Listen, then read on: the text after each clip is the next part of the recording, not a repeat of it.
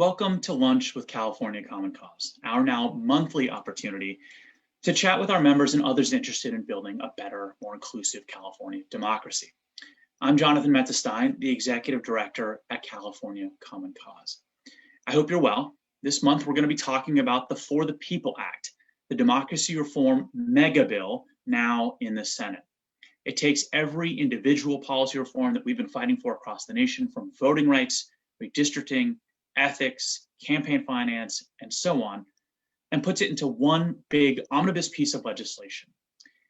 When it feels sometimes like our democracy is hanging by a thread, the For the People Act feels like good medicine. We'll be joined by Izzy Bronstein, a national campaign manager at Common Cause, to talk about what is in the For the People Act and how you can get involved. But first, I feel we have to talk about what happened in Atlanta yesterday, where a 21-year-old white man shot and killed 8 people, most of whom were Asian American and specifically Asian American women. This country has a toxic brew of issues that we all know we aren't doing enough to address: racism, xenophobia, misogyny, mental health, guns. But missed in the news, I think, from Atlanta yesterday was the fact that an Asian American man was beaten unconscious in broad daylight yesterday in San Francisco. A Thai American grandfather was killed in an assault in San Francisco in January. There have been several attacks on Chinese American seniors in Oakland, Chinatown this year. We don't know that race was the motivating factor in all of these incidents.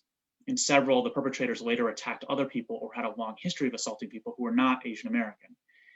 But what we do know is that the group Stop AAPI Hate says that over the past year, there have been nearly 4,000 reported hate incidents and hate crimes against Asian Americans across the United States. And those reports are likely a fraction of the number of hate incidents that have actually occurred. These attacks obviously have exploded since the coronavirus and former President Trump's racialized response to it. You can visit stopaapihate.org to report incidents and hate crimes, learn more about the problem, and to find resources. You can also read the stories of these incidents, from the overtly violent to small moments of disrespect. All of them are heartbreaking. As an Asian American myself, who lives in the Bay Area where so many of these incidents have happened, and someone who has worked in Asian American civil rights and immigrant rights spaces, I want to share just a few personal reflections on this topic before we invite Izzy to join us. And if you're watching this after the fact, I will not feel bad if you decide to skip forward a couple minutes on our live stream video. So, since roughly 1965, America has offered a deal to many Asian American families. For first-generation immigrants, it was if you work hard and you play by the rules and you keep your head down, you'll largely be left alone. You'll be able to achieve some degree of economic stability and secure educational opportunities for your kids. And for second-generation Asian Americans, if you work hard, if you get good grades, if you work good jobs, you're going to be offered opportunity and some degree of assimilation with limited barriers, but limited barriers in housing and hiring and professional opportunities and so on. This rulebook didn't work for everyone. There is no one Asian American experience. And for many Asian American communities, particularly Muslim and Southeast Asian communities, they faced overt discrimination and heavy systemic barriers. The model minority myth is just that, it's a myth. But for many Asian Americans, that was the playbook. If you didn't follow the playbook, you would be in just as much danger as anyone else. It's not lost on me that the events of this week come just days after the federal government deported 33 Vietnamese refugees who had made their home in America for decades. That contravened a multilateral agreement signed in 2008 between the United States and Vietnam, stating that the United States wouldn't deport Vietnamese refugees who arrived in the United States prior to 1995, in part because the conditions that led to refugees arriving from Vietnam in that time period were created by the United States and its war in Southeast Asia. There are echoes of those deportations in Trump's proposed public charge rule and the disproportionate incarceration rates of Asian Americans during the war on crime era, and so on. So don't follow the rules and America comes down on you. Follow the rules and you'll largely be left alone. But for other communities of color, particularly the Black community, the lines were not so clear. Racism and racist violence is randomized, possible at any time. Here's a partial list of things that got the police called on Black people from just 2018 alone. A partial list: operating a lemonade stand, golfing too slowly, waiting for friends at a Starbucks, barbecuing at a park, working out at a gym, campaigning door to door, moving into an apartment, mowing the wrong lawn, shopping for prom clothes, napping in a university common room, asking for directions, selling bottled water on a sidewalk, eating lunch on a college campus, riding in a car with a white grandmother, babysitting 2 white children, delivering newspapers, and swimming in a public pool. And that's just instances in which the police were actually called. It doesn't catalog all the other ways in which Black folks face disrespect, microaggressions, individualized discrimination in housing, hiring, voting rights, and so on, and then structural discrimination in housing and hiring and voting rights and so on. But this surge of Asian American violence lately, in which you can seemingly be attacked verbally or physically for walking down the street or going to your job, it feels like we've revoked the deal with Asian American families. For so many of my friends and loved ones who are Asian American, it feels like violence or hate is possible at any moment right now, simply for existing. That vulnerability, that precariousness, that's been experienced by other communities of color in America for a long, long time. And if you know American history, you know that in years past, in decades past, it was felt every day by early Asian Americans as well. So I hope Asian Americans will stand in solidarity with other people of color, especially Black folks, when they are the victims of hate and racism. And I thank everyone, especially Black folks, who have spoken out for the Asian American community today. And to my Asian American family and friends and colleagues, please keep yourselves safe. So I say all that because you can't build a healthy democracy until all of us can live free. So I thank you for indulging me as I shared some thoughts. It's been a weird and hard day. But I'm happy now that we can turn to more hopeful topics and to the idea of building a better democracy for everyone. I want to bring our guest on. Our guest today is Izzy Bronstein, the National Campaigns Manager at Common Cause. She builds, organizes, and trains a national network of grassroots and community leaders, hi Izzy, to work on local, state, and national campaigns. Izzy is originally from the San Francisco Bay Area and now lives in Los Angeles. So despite working for our national campaign, our National Common Cause office at DC, she is a Californian through and through. Izzy, welcome and thank you for joining us. Thank you for having me. It's nice to be here with California family. So tell us about your role at at Common Cause. Absolutely. My role at Common Cause, as you mentioned, is I'm the National Campaigns Manager. That means that I spend a lot of my time uplifting the campaigns that amazing folks are working on to build the power to get everybody working on them. So for this bill, for the PEOPLE Act, we're running almost nightly phone banks, text banks, trying to make sure that everybody knows just how important this legislation is.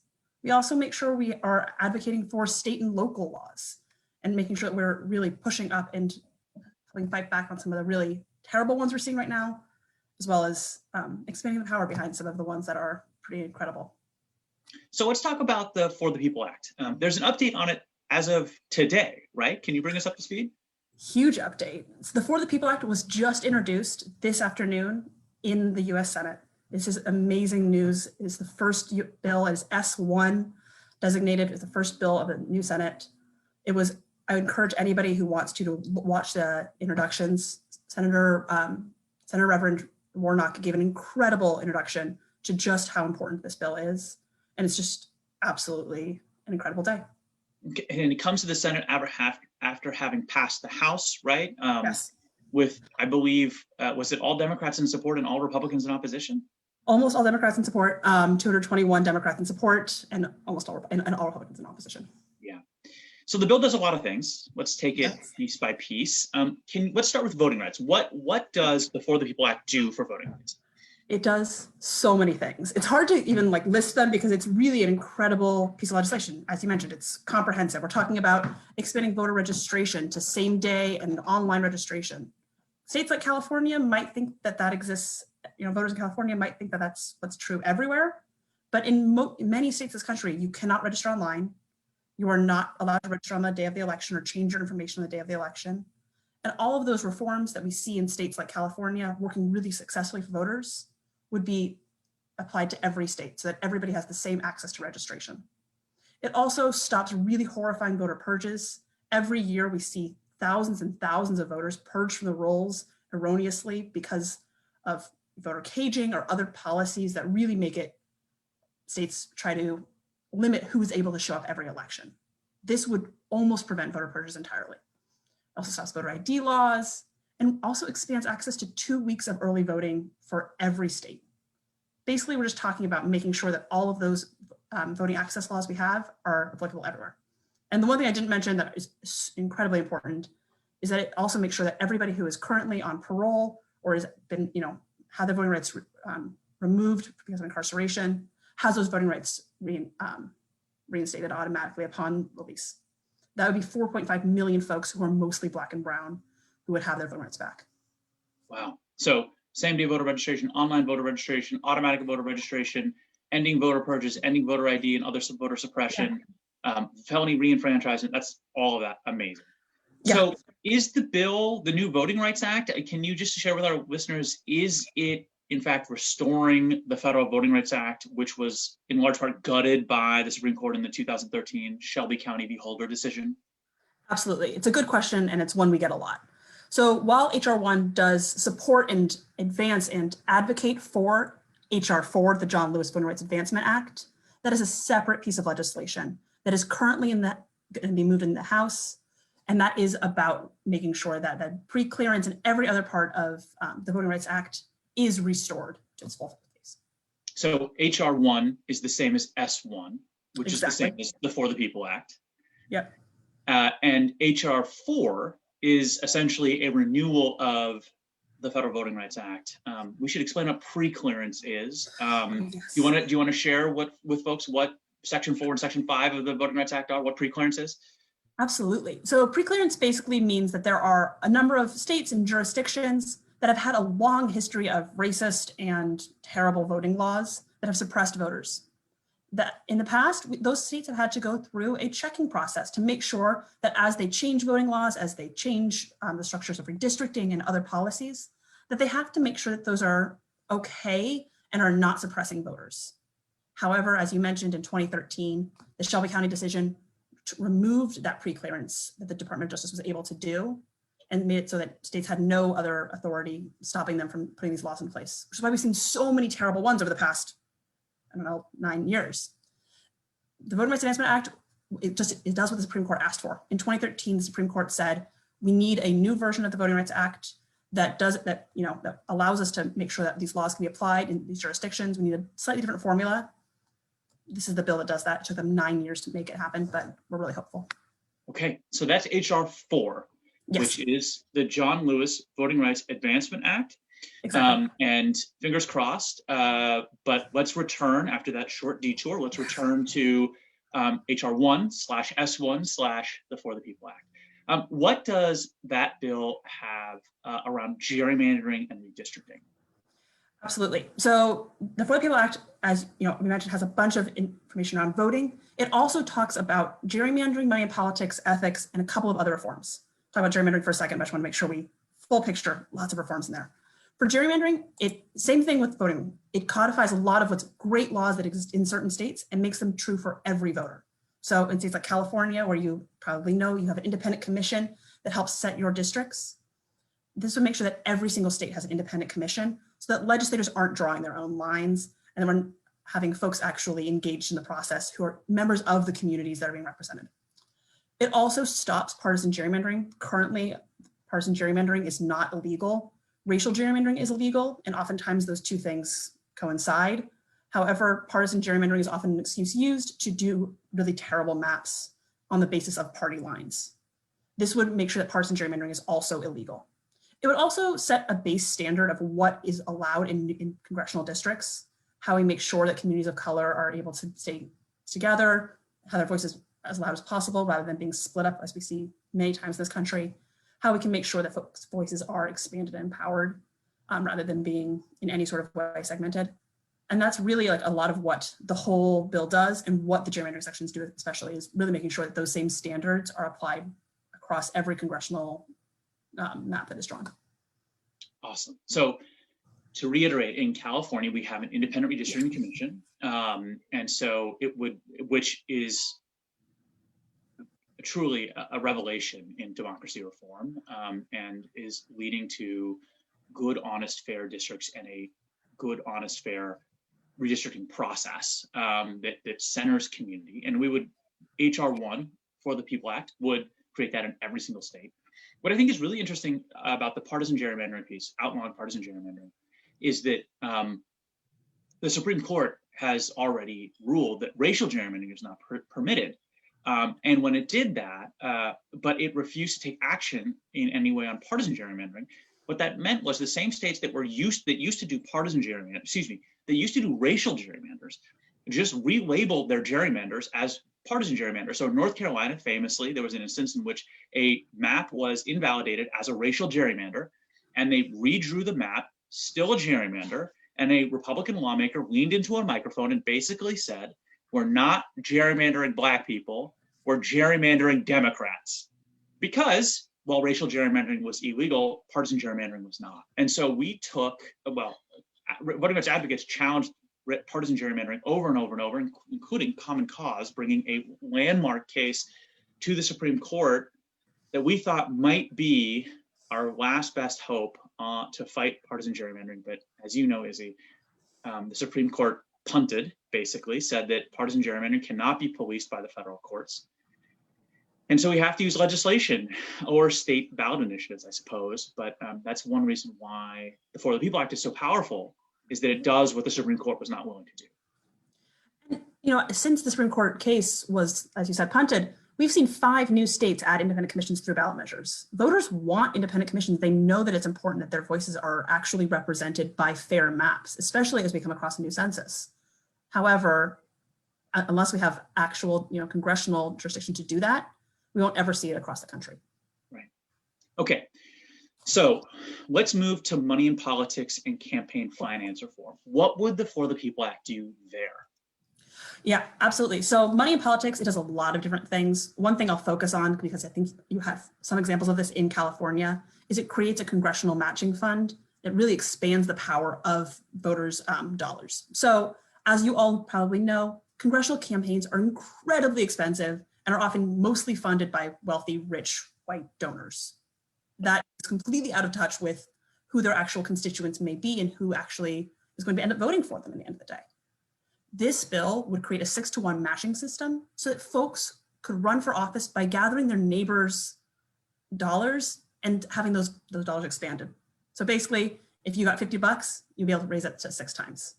It really expands the presidential matching system as well. So if you collect enough donations from 20 states, small dollar donations, we're talking about under $50, those donations will be expanded 6-to-1. And so folks who actually look like the people that we see in our communities every single day will be able to run for high office.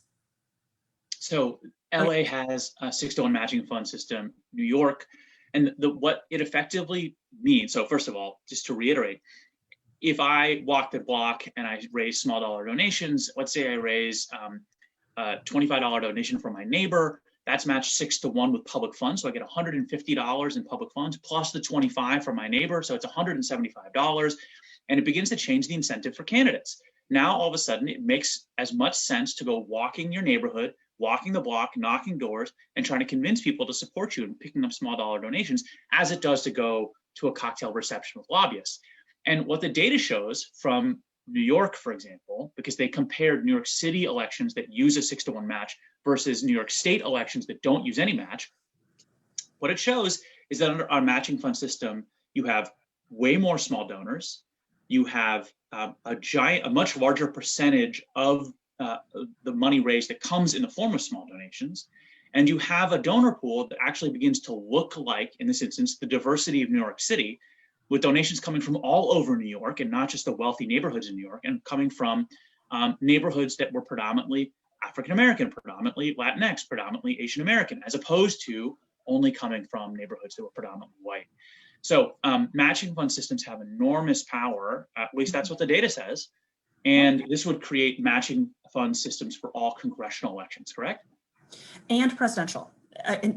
So there is currently a presidential public financing system, but it would really empower it to make it competitive at the national scale. We haven't adjusted it in decades. And there's been inflation. Presidential campaigns have increased in cost dramatically.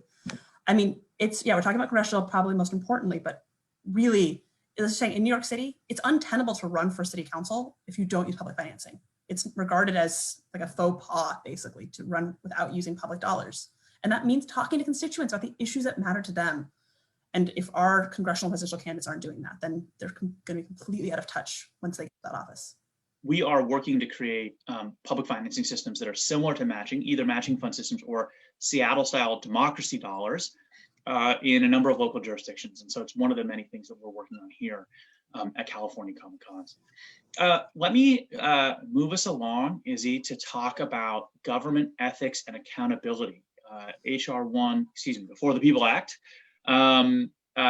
also tackles some bread and butter common cause stuff, you know, the ethics and accountability things. Can you share lobbying reform and so on? Can you share a little bit about that?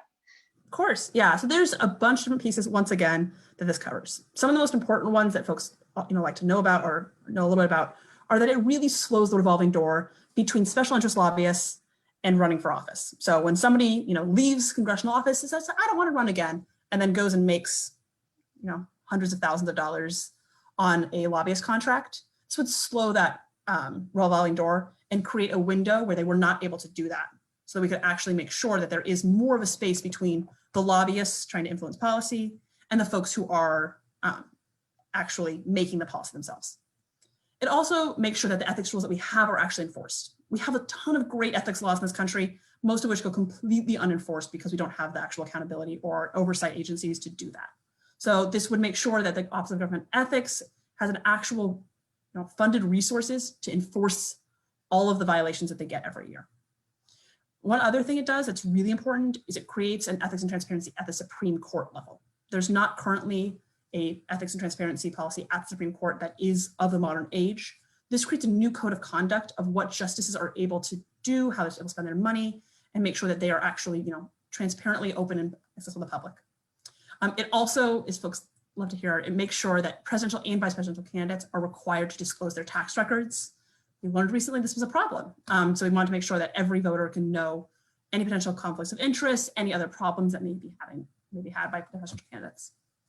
One thing I want to drill down on, which is some super nerd stuff, but I think it's really important, is that one of the reasons why our federal politics is so awash in money, and it feels like things are sort of rigged from the beginning for many regular Americans, is because we don't have a watchdog. The Federal Elections Commission, which is supposedly supposed to be watchdogging our politics and tracking money and doing enforcement on behalf of the American public, is a broken agency, frankly, one that is set up to fail because it is set up with a structure in which it has 3 Democrats and 3 Republicans. Hardcore partisans get appointed, and then by design, it needs to have 4 votes in order to take any action. And so it's just gridlocked at all times. And most of the time, Congress doesn't even appoint 6 commissioners, and so it doesn't have the quorum it needs in order to take action because, of course, why would they fully staff their own watchdog? The For the People Act builds a better FEC, does it not? It does indeed. It makes sure it has teeth. It changes the structure. So like you're talking about the current structure where you have to have for make sure that the votes in any sort of situation. It makes it so that it's a little bit more fair and that things would actually be heard. Every year, Common Cause, all of our partners file dozens of ethics violations at the FEC about candidates, about PACs, about other groups, and every year they get heard and then they go nowhere. This would make sure that those actually had violations, fines, and accountability so that folks didn't just know that it was an agency they could roll over. So thank you for walking us through all of the different pieces of that bill. I mean, Izzy, these are things that state by state Common Cause chapters are fighting for tooth and nail, right? Yeah. It takes years to implement some of these things or to win fights on some of these things. The For the People Act just would make them mandatory in every state around the country. So absolutely, where does the bill stand politically? Yeah. What do we need to do? Where are we in terms of making it actually law? Absolutely. So it was just introduced this afternoon with 49 co-sponsors, which is really incredible. Like we've got almost, yeah, I know. Senator Manchin co-sponsored it in 2019. We have full expectations that he'll do so again. And then, it comes down to that we will need, like for many reasons, the filibuster is a racist Jim Crow relic that is designed to suppress voters and suppress people's voices. That is what it is designed to do on every level, from democracy reform to immigration issues to environmental policies. It is suppressing the wills of the people. We will need to end the filibuster. Common Cause has been demanding this for decades. We will continue to demand it and make sure that folks' voices are heard. And that's the political silency. If we can end the filibuster, we have full expectations that the For the People Act will be one of the first things that goes through. It will also be one of the first things that hits the filibuster. So that will be a moment that we will all have to sit and reckon with what our democracy could look like or what it could not look like. As you said, we're on the brink of real transformative like democracy, justice. You know, we talk about, you know, building an actual democracy that represents and reflects people. This could do that. We could also see ourselves going back into the, you know, getting worse and worse. We're talking about at least 12 states that will pass bad bills this year, suppressing more and more voters, creating more purges, doing the exact opposite of what HR 1 does. That this, you know, and if we're going to actually tackle that, we will have to end the filibuster. Right. And Joe Biden indicated yesterday that maybe he's open to it. He indicated pretty strongly he's in favor of ending it. I think like we're going to see that be pretty viable. So I mean, it really is accountability. And what I encourage folks to be doing is making sure that your senators know that you expect them, especially in states like California, that you expect them to pass real laws, both, you know, the For the People Act, but also any of the other amazing federal pieces of legislation that are passing through Congress, and that you are holding them accountable to ending the filibuster. Some folks are saying that they will be supportive of ending the filibuster, but maybe they're not talking loudly enough about it. You know, we hear the same 3 or 4 senators talking time and time again about it. This needs to be an all-out cry. So that would be my main encouragement across the board. So we're going to talk in just one second about what Californians can do to help pass the For the People Act, and I suspect the filibuster will have to be in their crosshairs. But we're hearing a couple of things around reforms just in the last 24 to 48 hours of the filibuster, things that wouldn't eliminate it fully. So one proposal is to go back to what's called a talking filibuster, where if you want to filibuster something, you actually have to stand up, like, you know, Mr. Smith goes to Washington and talk and talk and talk in order to stop action from happening, instead of simply saying, I declare a filibuster, and requiring the Senate to find 60 votes in order to end your non-existent theoretical filibuster. Another thing floated, I think, by Speaker Pelosi today was that potentially it would be filibuster reform, lowering the vote threshold only for democracy-related bills that preserve our democracy. Do we have any clarity exactly on where this is headed, Izzy? I mean, you know, we don't. We're all playing a lot of guessing games right now, which is the case that we're going to be in this time of year. I will say that we fully hope that the filibuster will be ended at all. It is, like I said, it's a racist institution that was created to make sure that the small minority of senators who represent a small minority of mostly white people from mostly rural states have their voices heard and empowered beyond representatives and senators from other states. So like we have full hope they'll have it. There are a lot of options of what filibuster reform could look like. Folks have indicated support in many different ways. We, you know, standing with our partners and standing with everybody else, we want to make sure that it's not democracy reform passing is incredibly important. So are a lot of other things happening in Congress. So if you're interested, if you're out there and you're thinking to yourself, how could Senate procedure be racist? Because Izzy's used that term a couple of times. I would encourage you, just Google filibuster and civil rights reforms. The filibuster is not part of the Constitution. It emerged as a tool really in the civil rights era when it was used by Southern senators in order to block civil rights legislation. The filibuster was born with racist origins. I think that's basically indisputable. And so it carries that stain today. And I think like in that same line, like we hope that the bill that is tackling the biggest issues of our democracy today, the People Act, is the bill that makes us all come together and say, this institution that is about dismantling civil rights is overturned. It's a little bit of poetic justice if we can make sure that happens. So Izzy, share with our viewers here in California what they can do to help support the For the People Act. Yeah, absolutely. Lots of things. I mean, we always say, call your senators first. Like your voice to your senators matters. About the For the People Act, you know, both California senators have co-sponsored. Thank them for it. People underestimate, I think, how much senators like to be thanked for their good work. Please do so and tell them that you hold them accountable to making sure it happens. Like we're talking about, ending the filibuster is something that both of them need to be very loud about. Some of them are, we're hearing a lot of it, but encourage them to be as loud as they can. Secondly, join the Common Cause Action Team. We are running, like I said, nightly phone banks to target certain senators, target constituents, talk to folks about the power of S1. We're also running phone banks on stopping some of these bad voter bills that are currently in state houses. We're trying to tackle things both sides of the same coin. Join us for any of those that you can. If you go to the Common Cause website and you click the volunteer button, all those will pop up. You'll see all those options to text, to call, anything else. And I can put them in the Facebook live chat later on too. The other thing you can do is you can really, make sure that you are writing letters to the editor, taking other actions that are making, like I said, it matters that people are being loud in California about this issue, for the people acting about the filibuster. If you go to commoncause.org/S1LTE, you can find a letter to the editor tool. It takes like 5 minutes. It has some talking points.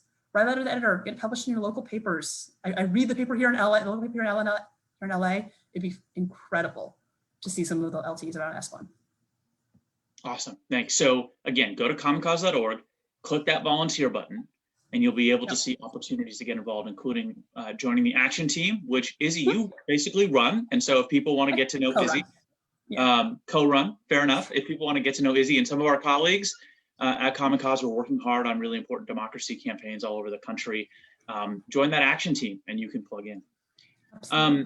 Izzy, I want to thank you so much for sharing all of this information with our listeners, our viewers.